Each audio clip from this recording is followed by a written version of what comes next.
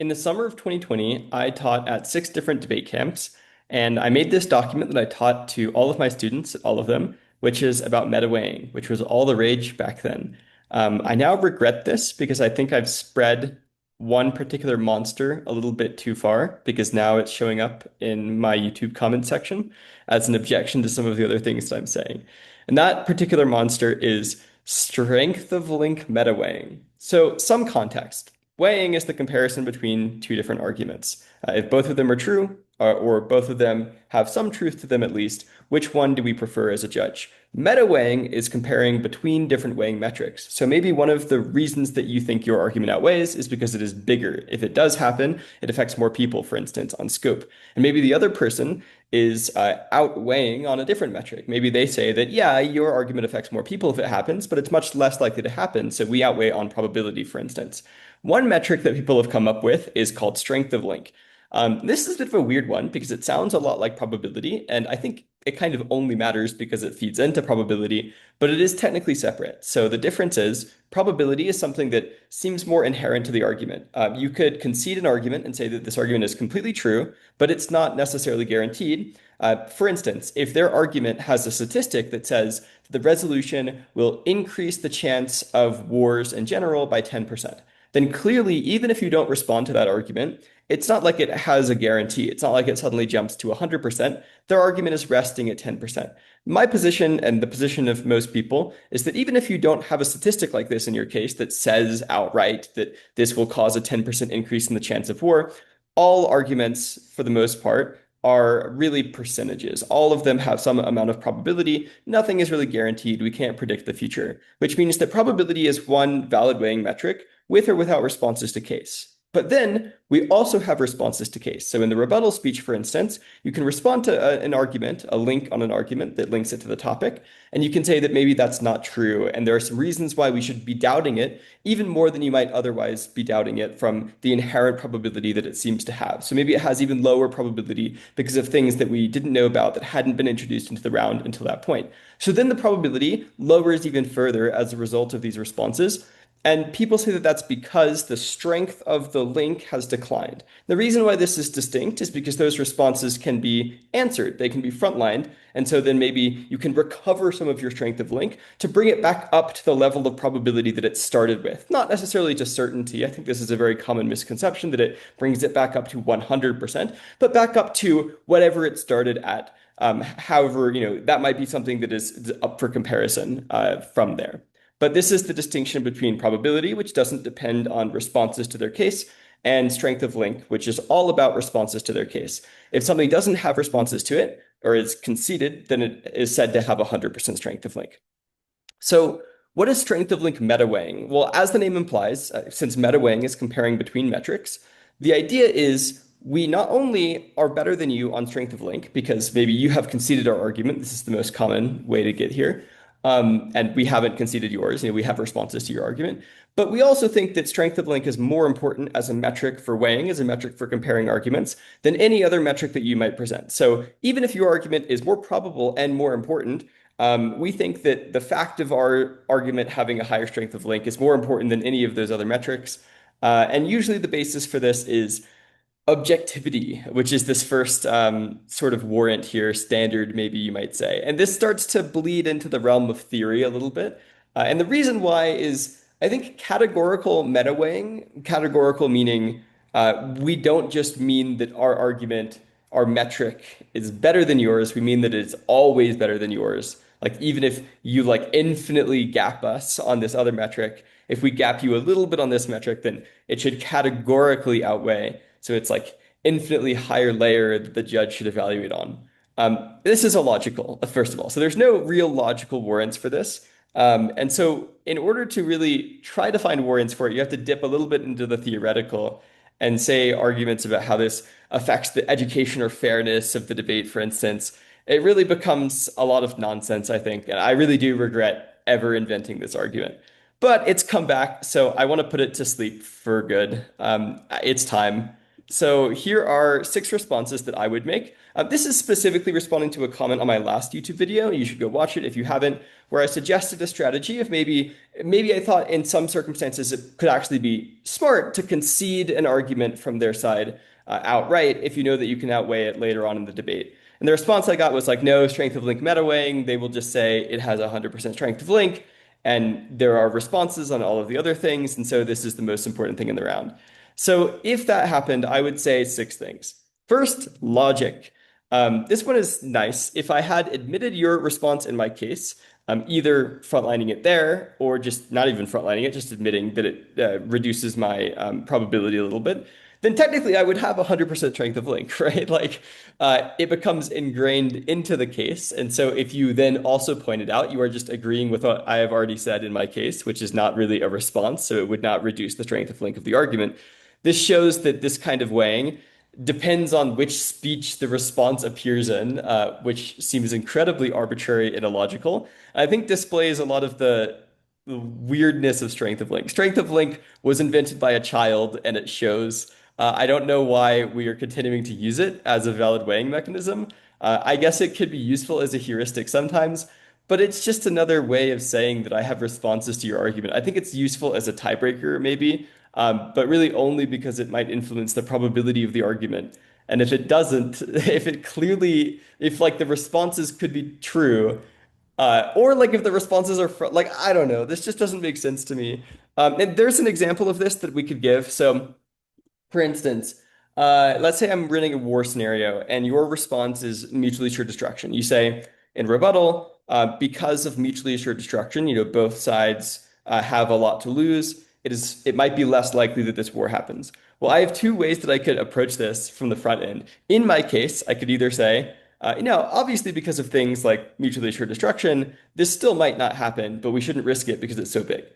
If I say that in my case, then if you say mutually assured destruction means this might not happen, you have just agreed with my case. You haven't said anything that reduces the probability down from what it originally was. So you have not contested the strength of link whatsoever, and you don't get strength of link weighing. The second thing that I could do is like frontline it, right? Because the idea behind strength of link meta weighing that is especially silly is that it does not matter if you frontline all of their responses. So they would argue that like as long as there's a response on the board, even if that response is demonstrably false, it doesn't matter because like it could be true, you might be wrong in your evaluation of the response. And so the other example is like, let's say I said in case, um, even if there might be some mutually assured destruction, there are all of these different circumstances where miscalculation could still happen, which is really the argument that we're making that will cause war. And then obviously, if they make a mutually assured destruction response in the next speech, I don't think it would reduce the strength of link at all because we've already pointed out how that is not what our original argument was about, and it does not apply to our original argument. So then, this seems very illogical because in the second circumstance, I still make the exact same argument. I just make it as a front line in the next speech. And suddenly we say, oh, but this isn't enough. This still hurts your strength of link, which seems ridiculously arbitrary because these are literally the same facts, just repeated in a different pattern. So it seems like the most arbitrary you could possibly get, which is deeply illogical. And if you need to, I guess you could weigh this against fairness as some side constraint or something. The second reason, by the way, this is the only one that is a response to strength of link weighing. All of the other ones are responses only to strength of link meta weighing being used categorically. I think it could be true that strength of link is important as a metric, could be used as a tiebreaker, but I definitely do not think that it is true that it could be categorically used such that any weighing and any other metric just no longer matters. Second response is lazy judging. This is just a turn on intervention. I think that strength of link meta weighing means that you just completely ignore the content of responses and front lines. You just look to see if a response exists and then you call it a day, which I think is quite a bit more interventionist and takes the debate out of the hands of the debaters quite a bit more to focus it only on one fact, which might be a more objective fact, but it is more interventionist overall to not consider any of the other facts that also matter in the determination of the links, for instance. One way that you could spend this is also like maybe their assumption about how strength of link should be measured is wrong. Front lines also play into strength of link, et cetera, et cetera. Third is metric pluralism. This is the best one. It also, by the way, works against all categorical metaweighing, which I think is all illogical. So the idea is categorical metaweighing denies interconnectedness of metrics. So what does this mean? I mean that really consequentialist ethics, which is sort of what we default in public forum debate, uses a combination of metrics. And this, I think, is actually very intuitive. So for instance, if you were going to the lottery, and I gave you the choice of paying $10 for a 10% chance of winning $90, you would hopefully reject that because a 10% chance of 90, if you like multiply those numbers together, 10% of 90 is only 9. So your expected winnings would be $9, but your expected cost is $10 because the ticket costs $10.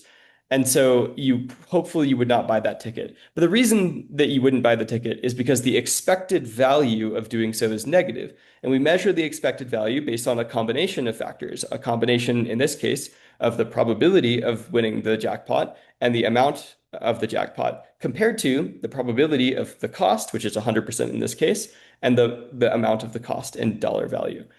So clearly, in our day-to-day life, we don't only take into account one metric. If we did, we would make a lot of really terrible and stupid decisions. We would never take showers because you could slip and fall and die. So if you only, voted on magnitude, then you would make a lot of illogical decisions. You would have policy paralysis. If we only consider probability, we would never get a COVID vaccine because there's a 100% chance that it hurts, but not a 100% chance that you like avoid COVID, for instance. So the real argument is just like clearly we use multiple metrics. That's just how the world works, and that is the most logical, the most educational, the most real world portable skills, whatever. In this case, the reason why it's illogical to only look at strength of link is because if you did, you would vote for a conceded argument that like one person loses $1 over a fully frontline genocide impact that like at best their response implies has like a 99% chance of happening instead of 100% chance. This just seems deeply illogical to me, perhaps even immoral. So strength of link only matters insofar as it affects expected probability, clearly, right? Doesn't seem to matter if you have a response against my case. If it doesn't reduce the probability of my case at all, then it doesn't really even seem like a response if it's on the link level, unless it reduces the magnitude of my case, in which case it's not really strength of link, it's like strength of impact or something. And again, expected probability only matters because it factors into expected value, like the lottery example. You're not doing meta weighing there to decide if you're buying the lottery ticket. In fact, what you are doing instead to decide between the probability gap and the magnitude gap is you're just comparing them. You're just comparing which gap is bigger. In the lottery case, there's a ninefold difference in like dollar value, right? From $10 of cost to $90 of jackpot. But there's a tenfold difference in probability from 100% to 10%. And so there's just a bigger difference relatively in probability than there is in magnitude. So this is like clearly more important. If it were the opposite, then you would buy the lottery ticket. If I told you that it was like a $110 jackpot, then suddenly the expected value is positive.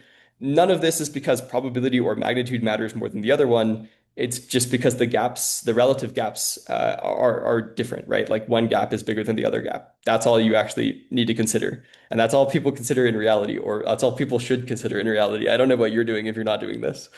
Objectivity can't be categorically outweighing anything either. So this is the other trick, right? One of the warrants for this is like, oh, it's the most objective, so it like protects fairness. This is also silly because if you categorically think that objectivity is the most important, the alternative is just like you think it is something that is important, but like other things at the extremes could be more important if the gap was bigger.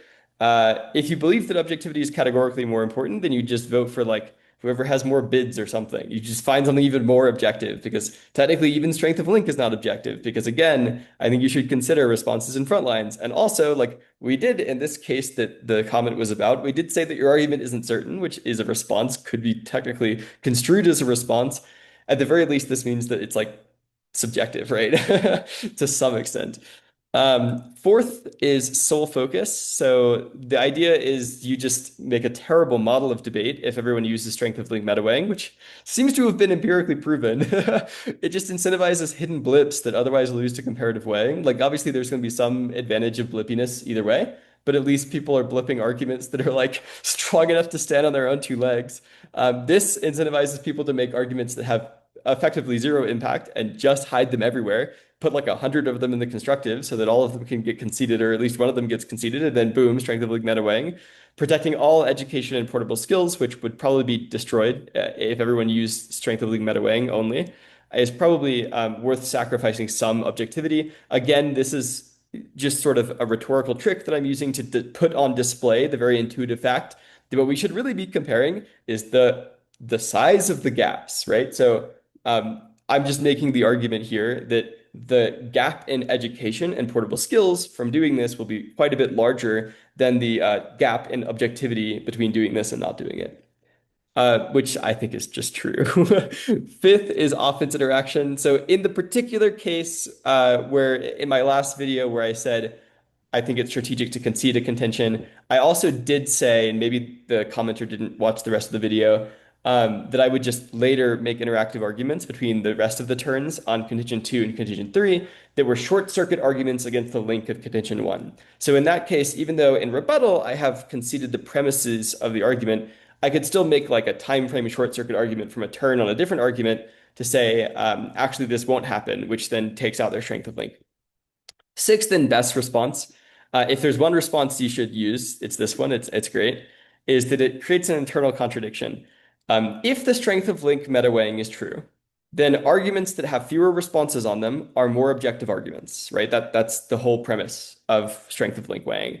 But your weighing, the strength of link meta weighing itself, this block of weighing in the round, has more responses on it. I've just read 6 responses against it than mine. The whole thing is that strength of link meta weighing seeks to kind of get around the other actual real weighing in the round. So if I'm reading magnitude weighing and you're reading strength of link meta weighing, chances are you're actually going to concede my magnitude weighing. And so if my magnitude weighing is conceded, I guess according to your logic, it is more objective as something to vote on. Therefore, either your strength of link weighing must be false, or your strength of link weighing must be more interventionist based on its own logic, right? This is just applying the logic of strength of link one layer deeper in the round to the weighing layer. And so it doesn't seem to only apply to links, it seems to apply to any argument. And so insofar as I've read 6 responses to your strength of link meta weighing, either your strength of link meta weighing is still true, but if it's true and it has 6 responses against it, it would imply that it is more interventionist. So then don't vote for it. Or your strength of link meta weighing is false because I've read 6 responses on it that disprove it. Either way, it's sort of a lose-lose for you. The judge should not be voting on strength of link meta weighing. It creates this internal contradiction that kind of collapses it into just absurdity, which I think is just a true response. So that's my responses to the comment. I guess the takeaway from this is 1, please don't ever read strength of link meta weighing. I think it is a terrible argument, and I think it is illogical and bad for debate. I think it should also just like always lose if someone has a noggin and thinks about it a bit.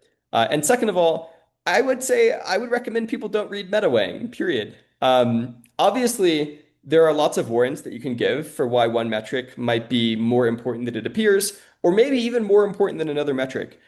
But it is impossible, I think, to ever create a warrant for the conclusion that one metric should categorically come before another metric, no matter what the gaps in those metrics are. Um, and this, you'll notice this, like if you think about it, go look at anyone's meta weighing, and no, I guarantee you, no one will present you any warrant for why one kind of metric um, comes first always. They will present a warrant that maybe implies that like we should weight differences in this metric a bit higher. For example, maybe like magnitude differences should be like 10% more important in your judging than probability differences. Maybe there are warrants for that. I think even that is suspicious. But there are certainly no warrants that could ever imply that a magnitude difference is the only thing that you should care about, even in the face of a far greater probability difference. No one has a warrant that implies that. It's just not something that people have premises that can conclude.